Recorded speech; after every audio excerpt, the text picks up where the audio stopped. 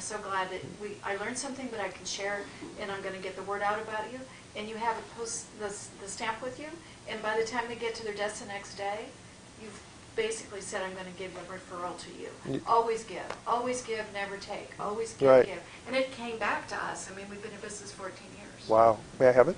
Thank you. By the way, there's a fishbowl out there, and there's going to be a drawing, and whoever gets it gets a 3-hour consulting package with me and a copy of my DVD from my TV show, which is 50 Business Tips, and an electronic version of my book, Dr. Stan the Business Doctor. So be sure at break you put things in the fishbowl up front. Okay? Yes, sir. Yes. Here's my business card. Okay.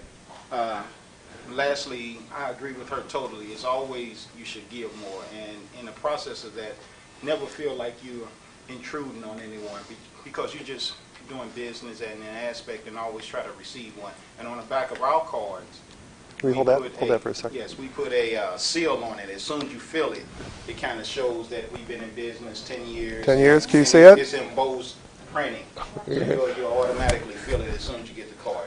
Okay, thank you. Thank you, kind. All right, let me go on to the content, or we'll run out of time. I know you got cards. I would love to hear every one of your card stories because I think they're cool. Here's another thing I want to add on the bottom of this. Brand yourself with a slogan. I am Dr. Stan, the Business Doctor. That is my moniker. That's who I am. That's how I've decided to articulate who I am. That's why I have a TV show. That's why I have a radio show, The Business Doctor. That's why I'm going out there and I'm in blogs all over the country, because that's how you do it. That's how you grow your business, is you become an identity to the market and you cut yourself apart from the pack. One of the things you have to ask yourself when you leave here today is, what makes me different? When I walk out that door and I tell people about me, what value proposition did I take that made me different? Very important. Okay, common mistakes that people make. They're not marketing to a defined group.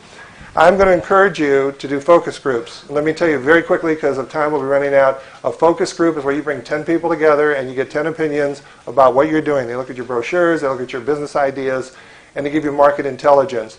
The big marketing companies, when you go out and you get an MBA in marketing and you get intelligence on market positioning, what you do is you have focus groups. And I've been invited to those focus groups, and they pay $100 for an hour, and you sit there and you click little buttons while you look at commercials and things. Some do it for less. But I would really recommend that if your business is growing and you want to grow it, and I've had, like I said, hundreds of people come to me, then you need to have a focus group. Bring people in of all diverse, customers, non-customers, people on the street that you think could be potential buyers. Buy them a dinner, buy dinner, have it in a meeting room, have a focus group. The big guns, Pepsi, Coke, General Motors, we hope General Motors, we're keeping our fingers crossed. All right, they all have focus groups. One of the things clients bring me in to do sometimes is conduct these focus groups. And I would recommend you start researching it, email me or people about it. Not focusing on repeat business. One of the things I've seen from people in business from the $0 to $3 million mark is they don't repetitively keep going back to the same customers. A lot of times, 80% of the business of a lot of my students and clients is the same customer clientele. They keep going back. Starting too late. It isn't like you woke up this morning and said, I think I'm going to do marketing today, right? What you got to do is start in sync with a campaign. If you're going to have your salespeople knock on doors, if you're going to put a news ad out there, if you're going to start beating a path into the community, your marketing campaign is synchronized with everything else. It's got to be synchronized. It's all got to have the same time. Not having a clear marketing message. There are people that are out there, they're spending a lot of money that you don't know what they do. You get the commercial, and at the end of the commercial you say, what is it exactly they did? I didn't quite get it. And it happens to all of us all the time. Going overboard. Just because you have a nicer... I had a person at a radio talk show, another story, and the person in the radio talk show was getting let go. And they wanted to get hired by another radio station.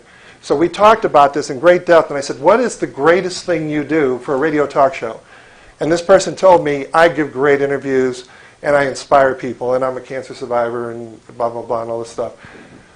What I recommended is that we put a MP3 player with their 5 best shows in 1-minute snippets in a red velvet box, and in the red velvet box, when you flip it open at the radio station you want to be hired by, all it says is play me to hear the best radio show you've ever heard.